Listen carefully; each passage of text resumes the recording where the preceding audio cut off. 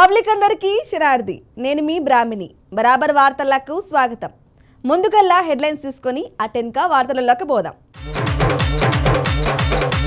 కుబేరలో చేసినట్టే చేసిర్రు అమాయకులను ఆగం పట్టించిర్రు ముఖ్యమంత్రికి కౌంటర్ ఇచ్చిండు రాజగోపాల్ అక్కసు గక్కిండు మీ చెల్లెకు సమాధానం చెప్పు ఇంట్ల గెలిసి రచ్చ గెలువు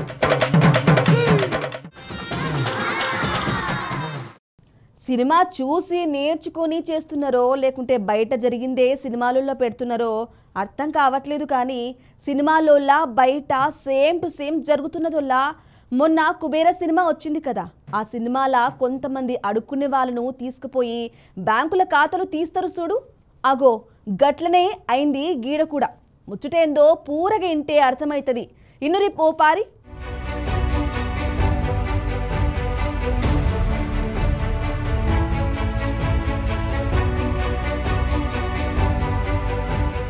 కుబేర సినిమా చూసిరు కదా అందరూ అడుక్కునేటోళ్ళని తీసుకొచ్చి బ్యాంక్ అకౌంట్లు తీసి పైసలు వేసి మార్పిడి చేద్దాం అనుకుంటారు కదా కొద్దిగా అంతలే తప్పించుకొని పారిపోతారు అగో సేమ్ గిట్లనే జరిగింది ఈ నెల్లూరు జిల్లా ఆత్మకూరులో ఉన్న యాక్సిస్ బ్యాంకుల ముచ్చటేందంటే పేదోళ్ళను ఒక 5గురిని సెలెక్ట్ చేసుకొని మీకు లోన్లు ఇప్పిస్తాం ఆధార్ కార్డులు ఇరి పాన్ కార్డులు ఇరి అని చెప్పేసి వీళ్ళ దగ్గర నుంచి ఆధార్ కార్డు పాన్ కార్డు తీసుకొని అకౌంట్ క్రియేట్ చేసిరు ఇకేముంది వీళ్ళకి తెలియకుండానే లోన్లు తీసుకున్నారు వీళ్ళ పేరు మీద తలకు 15 లక్షల చొప్పున 5గురి పేరు మీద లోన్లు తీసుకొని ఇక లోన్లు కట్టకుంటే ఎగ్గొట్టిరు అనుకోరాదు లోన్లు తీసుకున్న సంగతి వీళ్ళకి తెలియకపాయే ఇక 3 నెలల కింద బ్యాంక్ అలా అధికారులు వచ్చి ఏమమ్మా మీరు లోన్ చెల్లించరా మీరు వెంటనే బ్యాంక్ లోన్ చెల్లించాలి అనగానే ఈ లోన్ పాడుగాను మాకేమెరక మాకెవడిచ్చి కాలిపోయిండు అని చెప్పేసి ఎంక్వైరీ చేయించారట ఇదేముంది కథ అంతా బయటపడ్డది ఇట్లా రుణాల పేరు మీద దగ్గర 11 కోట్లు స్వాహా చేసిరాట పోలీసులు కేసు కట్టిరాట కానీ కేసు కట్టి 7 నెలలు అడుగుతున్నా కూడా ఇప్పటిదాకా ఉలుకులేదు పలుకులేదట ఇక ఈ లోన్ కట్టాలంటే మేమేడ తెచ్చి కడతాం మా నుంచి ఏమవుతుంది మాకు తెలియకుండా లోన్లు ఎత్తుకపోయింది ఎవడు తిన్నోడేవాడు అని చెప్పేసి ఈ శేషమ్మ ఒక తీరుగా బాధపడతలేదు చూడురి శేషమ్మ చెప్పమ్మా మా చౌక్ చల్ల ఎడలూరు మండలం గిరిజన కాలనీ మేము నిద్ర లేస్తే నెల్లూరుకి పనిలోకి వస్తాం సార్ మాకేం కూలి బాటు ఉండదు నిద్ర లేస్తే కష్టం చేసుకోవాలి బతకాలి నెల్లూరు పనికి వస్తాము మేము వచ్చే లెక్క లోన్లు ఇస్తానని చెప్పారంట వీళ్ళకి ఆ రోజు మేము ఇంటి దగ్గర లేము ఉదయాన్నే చెప్పేసి సాయంత్రానికి నెల్లూరు తీసుకెళ్ళిపోయి వాళ్ళ pan card Aadhaar card bank అకౌంట్లు ఓపెన్ చేస్తాం మీకు లోన్ ఇప్పిస్తాం 3 నెలల తర్వాత అని చెప్పి తీసుకెళ్ళిపోయి వాళ్ళ సంతకాలు తీసుకొని వాళ్ళ ఫోటోలు తీసుకొని వచ్చేసారు 3 నెలల దాకా నాకైతే తెలియదు ఈ సంగతి కూడాను 3 నెలల తర్వాత వచ్చారు సార్ నాకు మార్చి 12వ తేదీ వచ్చారు సార్ మా కాడికి బ్యాంక్ వాళ్ళు మీరు డబ్బులు కట్టాలని మేము కట్టబలేదని వాదించాము కాదు మీరు లోన్ తీసుకున్నారు కట్టాలని చెప్పారు మేమేమంటే అబ్బాయి కోట్లూరు సుధాకర్ అని ఇక్కడికి తీసుకెళ్ళాము అదేమంటే వాళ్ళు ఏం సమాధానం చెప్పలేదు తర్వాత మళ్ళీ ఫిబ్రవరి ఏప్రిల్లో మళ్ళీ 14వ తేదీ వచ్చారు సార్ వచ్చిన తర్వాత ఆ రోజు కూడా తీసుకెళ్ళాను సార్ అక్కడికి వెళ్ళిపోతే అబ్బాయి ఏం సమాధానం చెప్పలేదు తర్వాత లాయర్ నోటీస్ పంపించారు నా దగ్గర కూర్చి వాజీవ్ నాయుడు అల్లాబక్షు వెంకట శివ మీకు లోన్ ఇస్తామని చెప్పి మా ఆధార్ కార్డు సిమ్ కార్డు కొత్త సిమ్ కార్డు ఈ పాన్ కార్డు తీసుకొని మీకు లోన్ ఇప్పిస్తామని తీసుకెళ్ళారు సార్ వాళ్ళు తీసుకెళ్ళి మాకు లోన్ ఇస్తామని చెప్పి వెళ్ళిపోయారు కొన్ని రోజుల తర్వాత మాకు లెటర్ వచ్చిన దాకా లోన్ తీసుకుంటారా తెలియదు 10 నెలల తర్వాత లోన్ బ్యాంక్ వాళ్ళు వచ్చి నోటీస్ అయి పంపించి కట్టాలన్నారు యారు కట్టాలంటే ఈ బ్యాంక్ వాళ్ళు అంటే మీరు తీసుకోవాలి లోన్ అని చెప్తారు అది అసలు బ్యాంకే మాకు తెలియదు అసలు బ్యాంకే అసలు లేదు ఆ బ్యాంక్ ఏమో తెలుసు చూసినారులా చదువురానోళ్ళు పేదోళ్ళని చూసి ఎంత మోసానికే పడ్డారో ఇగో ఈ దళారులు బ్యాంక్ అధికారులు వచ్చి చిన్న గోస రాలేదు పోండ్రి పబ్లిక్ జర పైలంగుండ్రి ఎవరు వెళ్తే వాళ్ళకి పోయి ఆధార్ కార్డులు ఏలు ముద్దర్లు పాన్ కార్డులు ఇవ్వకుర్రి ముచ్చట పురాగా తెలుసుకున్నాకనే ఏమన్నా చేసేది ఉంటే వేయరు కానీ నమ్మితి అంటే కథం నిండా ముస్తారు పైలం పబ్లిక్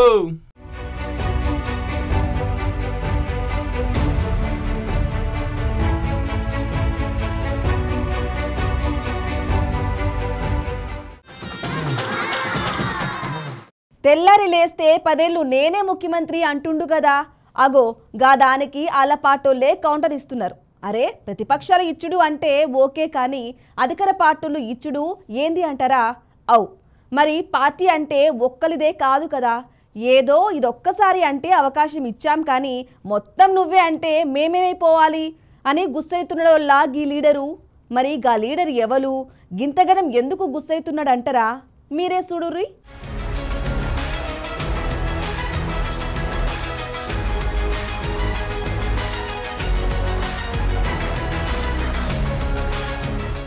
కాంగ్రెస్ పార్టీ అధికారంలోకి వచ్చినాక ముఖ్యమంత్రి కుర్చీలో రేవంత్ రెడ్డి సార్ ఏమంటా కూర్చున్నాడో కానీ వీళ్ళకెళ్ళి 10 ఏళ్ళు లేచేదే లేదు, 10 ఏళ్ళ దాకా నేనే ముఖ్యమంత్రి అని చెప్పేసి ఏడబడతాడా మైకు దొరికిన కాడల్లా అంటున్నాడు కదా. అవో గదినికి గట్టిగానే కౌంటర్ ఇచ్చుకొచ్చిండు మునుగోడు ఎమ్మెల్యే రాజగోపాల్ రెడ్డి సారు. మరి మంత్రి పదవి వస్తలేదని అక్కస్తో రాసిండా ఎట్లా రాసిండో కానీ ఇగో ఏం రాసిండో చూడు రూపారు. అయితే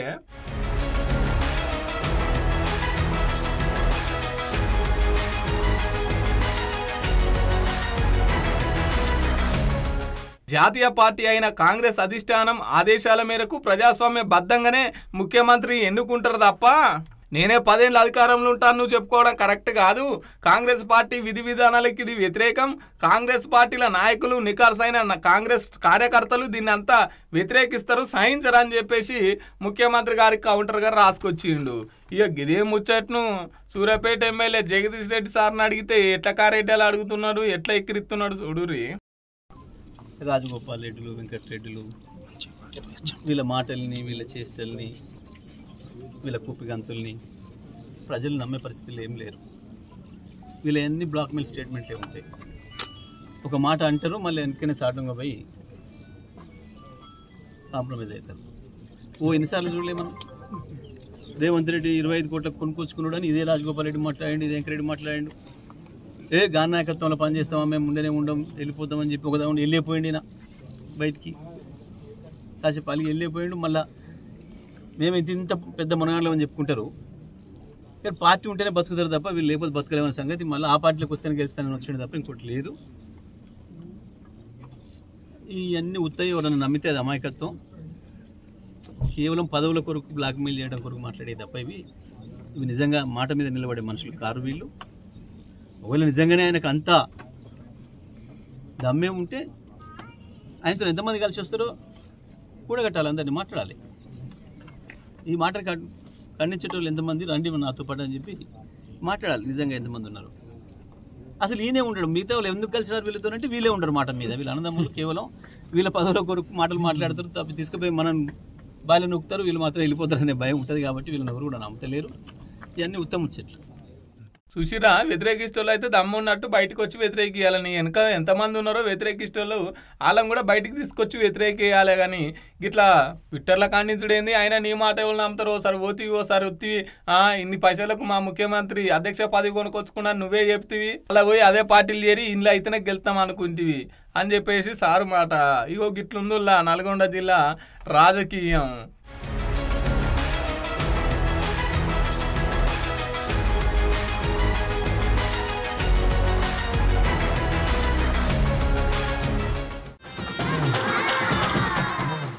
పదేళ్ళు అధికారంలో ఉన్నప్పుడేమో మీ ఇంటోళ్ళు 4 ఏలే, ఇప్పుడేమో మీ బావ బామర్దులు ఇంకెవరు కారొత్తలేరా మీ పార్టీకి? మీ చెల్లెలు అడిగేదానికి సమాధానం చెప్పు. ఫస్ట్ ముందుగల్లా మీ ఇంట్లో పంచాయతీలు తెంపుకొని ఆ తర్వాత మా జోలికిరా అని గట్టిగా గరమైతున్నాడు గీ సెయ్యి పార్టీ లీడరు. మరి గాయన ఎవ్వలు, మనం కూడా అరుసుదాం పారి.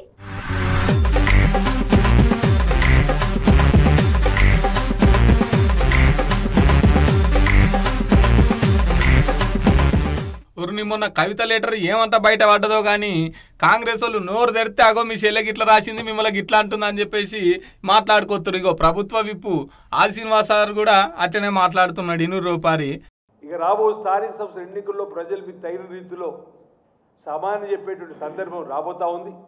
ఇలాంటి పెడుసు మాటలు మానుకోమంటున్నాం. ఈరోజు మేము కూడా మాట్లాడచ్చు. పూజకు పనికిరాని పువ్వుల్లాగా మాట్లాడేటువంటి మాటలు ఒకటి కాదు అనేక మేము కూడా మాట్లాడడానికి, పెండ పైన తిరిగే పురుగని ఇవన్నీ కూడా మేము మాట్లాడడానికి సభ్యత అడ్డస్తని చెప్పి మాట్లాడడం మానుకోవడం తప్ప మరొకటి కాదు. ఈరోజు ప్రజలందరూ కూడా గమనిస్తున్నారు మీ కుటుంబంలో కలహాల గురించి. మీ చెల్లెలే మీకు నాయకత్వ లక్షణాలు లేవని చెబితే ముందు సరిదిద్దుకునే ప్రయత్నం చేయి. నేను అనేక సందర్భాలు అన్నా, మై డియర్ డాడీ అంటూ డాక్టర్ రాసిన లేఖలో తండ్రి ఇంటికే పరిమితమవుతుండని, ప్రజా సమస్యలపైన మాట్లాడలేకపోతున్నారని, అంత చక్కటి బీసీ బిల్లు పైన మాట్లాడాల్సి ఉండని, ఎస్సీ వర్గీకరణ గురించి మాట్లాడాల్సినటువంటి అవసరం ఎంతైనా ఉండని చెప్పండి. ఆనాడు ప్రభుత్వం ఉన్నప్పుడు 4గురికే పరిమితమైంది, ఈరోజు 2కే పరిమితమవుతున్న వేల కుటుంబంలో కలహాలు స్టార్ట్ అయిందని చెప్పండి. ముందుగా మీ ఇంటిని చక్కదిద్దుకునే ప్రయత్నం చేయకుండా ఇంట్లో ఉన్న ఫ్రస్ట్రేషన్ను బయటికి తీసుకొని వచ్చి మా ముఖ్యమంత్రిపై నోరు వారేసుకోవడం మానుకోవాల్సిందిగా ఈ సందర్భం చెప్తూ, ఇగో ఇంత ముందుకేమో పార్టీ అధికారంలో ఉన్నప్పుడేమో పార్టీ మొత్తం నలుగురే అధికారాన్ని చేజిక్కించుకున్నారు. పార్టీ ఓడిపోయిన తర్వాతనేమో ఇద్దరాట. ఇక అది ఎవరో మీకు కూడా ఎరికే అనుకోరి. అసలు మీకు నాయకత్వ లక్షణాలు లేవని చెప్పేసి మీ చెల్లి అయిన కవితక్కనే చెప్పింది. ఇంకేంది మేము చెప్పేది, అసలు బీసీ బిల్లుకు కానీ ఎస్సీ వర్గీకరణ కానీ మీరు సపోర్ట్ చేయలేదు. ఇక లెటర్లు ఉన్నాయి 2-3 ముచ్చట్లు యాద్ చేసుకొని అసలు మీకు మాట్లాడే నైతికతనే లేదు, మీరు ఏం మాట్లాడుతున్నారని చెప్పేసి గట్టిగానే గరానికి వచ్చిండు మన ప్రభుత్వ విప్పు ఆ శ్రీనివాస్ సారు.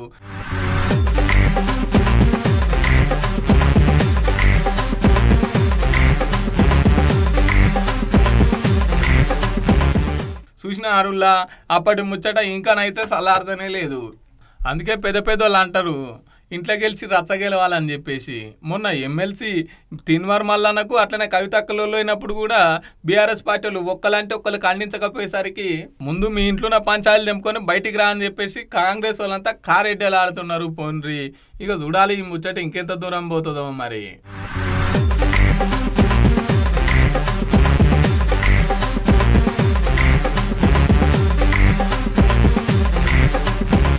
ఇప్పుడు పబ్లిక్ తో మాట్లాడుదాం. రేవంత్ రెడ్డి పరిపాలన ఎట్లుంది? ఏమయ్యా ఏముంది అట్లే ఉంది, ఎట్లుందో అట్లే ఉంది. అంటే పింఛన్ పడుతుంది కదా, పింఛన్ పడుతుంది టైంకి పడతలేదు.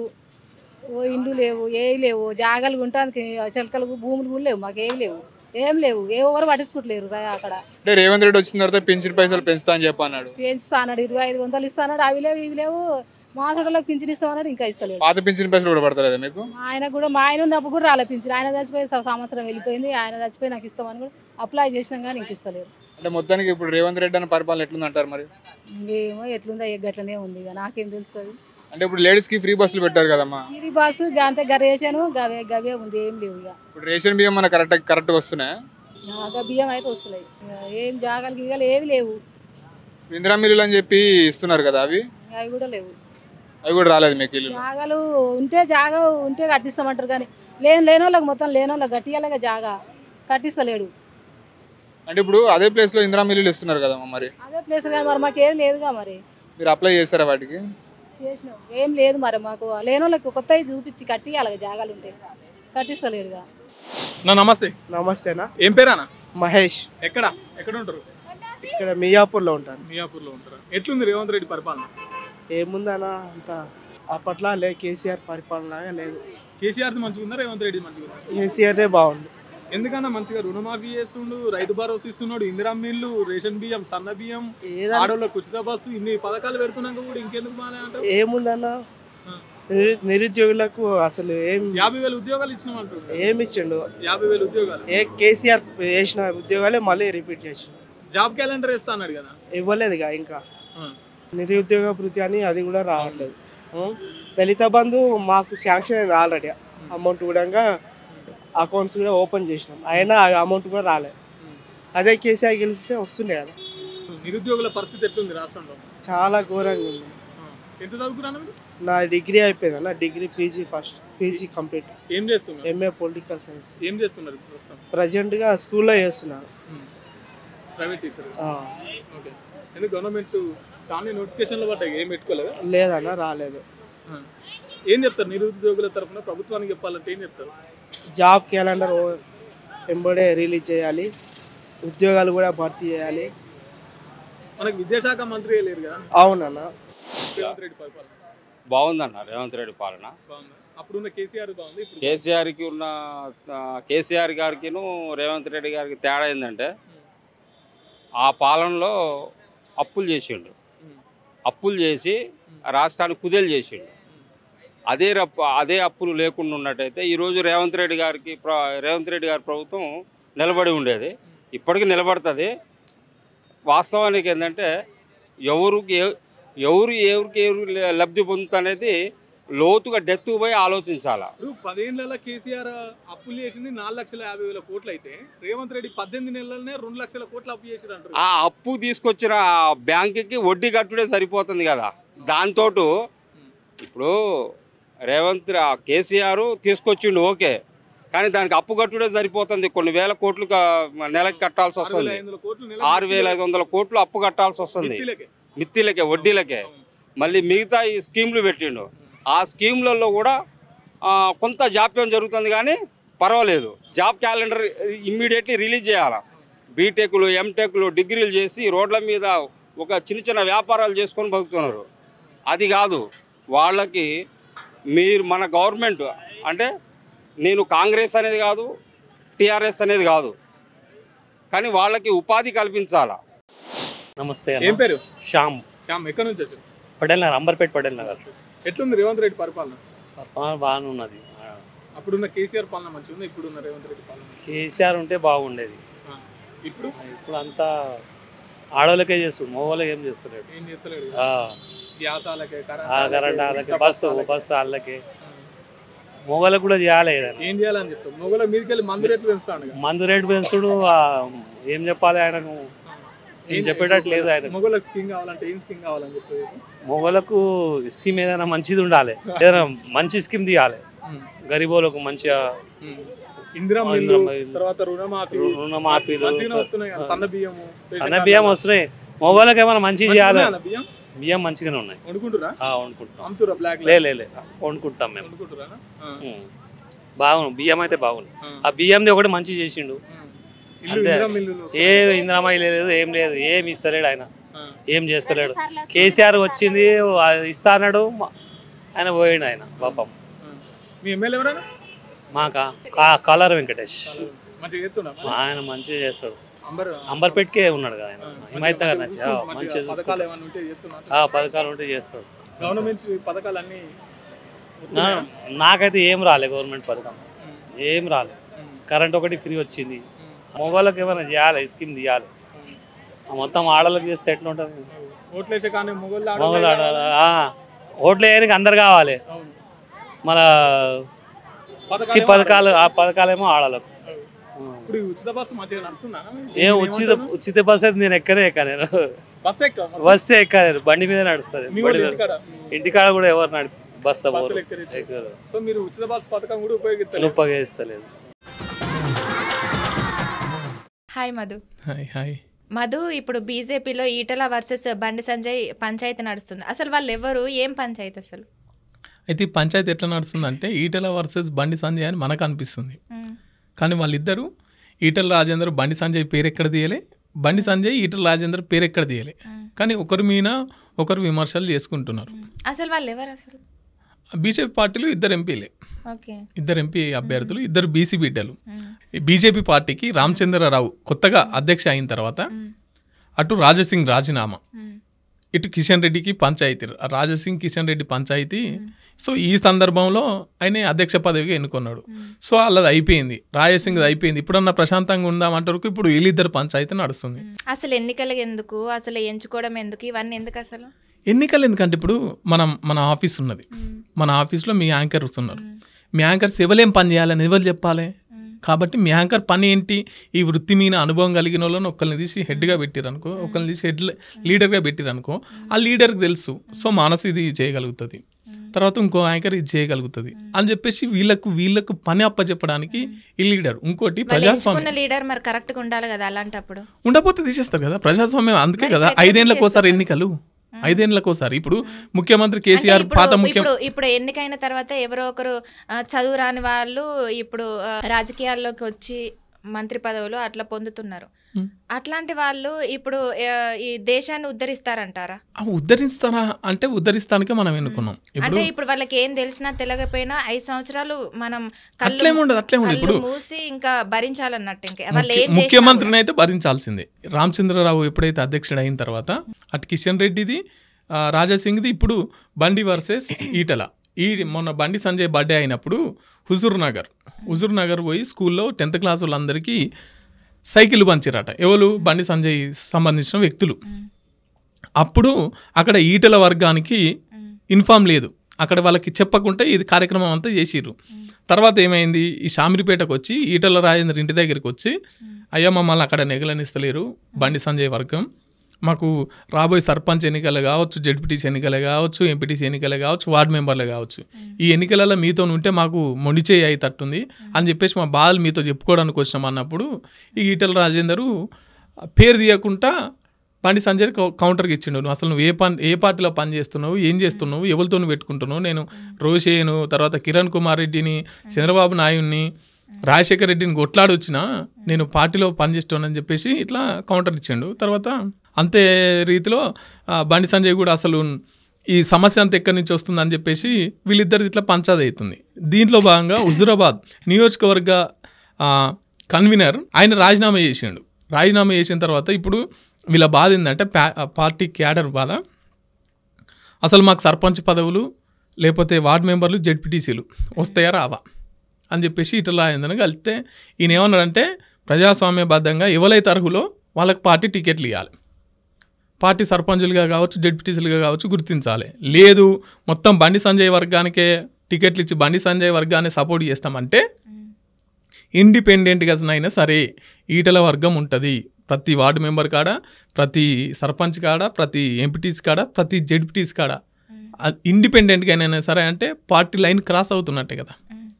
సో ఇట్లా ఈటల రాజేందరు బండి సంజయ్ కౌంటర్ ఇచ్చాడు. మొత్తం ఈయన అయితే ఇద్దరు బీసీలే. ఈటల రాజేందర్ని ఇప్పుడు మొన్నటిదాకా రేస్లో ఉండే ఈటల రాజేందర్, ఈయన తప్పించింది బండి సంజయ్ అని. గతంలో బండి సంజయ్ ఉన్నప్పుడు అధ్యక్ష పదవి నుంచి తొలగిస్తానికి కుట్రలు పండింది ఈటల రాజేందర్ అని. ఈయన అధ్యక్ష పదవి రాకుండా బండి సంజయ్ ఆపిండని, అధ్యక్ష పదవిలో ఉంటే ఈటల రాజేందర్ తొలగించే కుట్రలు చేసిండని చెప్పేసి వీళ్ళిద్దరి మధ్యలో వైరుధ్యం. సో మొత్తం మీద అయితే ఇప్పుడు ఈ బీజేపీ అధ్యక్షుడు రామచంద్రరావు మంగళవారం పార్టీ కేంద్ర పార్టీ కాదు వాళ్ళది జేపీ నడ్డా వీళ్ళందరినీ కలిసి ఇవన్నీ విషయాలు వివరించబోయే ప్రయత్నం చేస్తున్నారు. అయితే మొదటి నుంచి ఉన్న అంచనా ఏంటంటే ఈటల రాజేందర్ కమ్యూనిస్టు భావజాలాలు కలిగినటువంటి వ్యక్తి. ఈయన పార్టీకి పోయేటప్పుడు బీజేపీ పార్టీ పోయేటప్పుడు ఇలా నిమ్మలగలుగుతాడా నిమ్మలేడా అని చెప్పేసి కొంత ప్రజలందరికీ సందేహం ఉండే. ఇప్పుడు అది స్టార్ట్ అయిందని చెప్పేసి మనం అర్థం చేసుకోవాల్సినటువంటి పరిస్థితి. ఇక చూడాలి మరి ఇప్పుడు ఈ బీజేపీ కేంద్రం ఏం ప్రకటిస్తుంది, వీళ్ళిద్దరికి గొడవను ఎట్లా సల్లారుస్తుంది, రాబోయే ఎన్నికలలో ఏం చేస్తుంది అనేది కొంచెం టైం తీసుకుంటే మనకు తెలుస్తుంది. ఓకే, ఇగో గివ్వుల్లా బరాబర్ ముచ్చట్లు. రేపొచ్చి బరాబర్ ముచ్చట్లలా మళ్ళా కలుద్దాం. అప్పటిదాకా చూస్తూనే ఉండుండ్రి బీఆర్కే న్యూస్. ఇది తెలుగుడి సత్తా. రేపు మళ్ళొత్తా.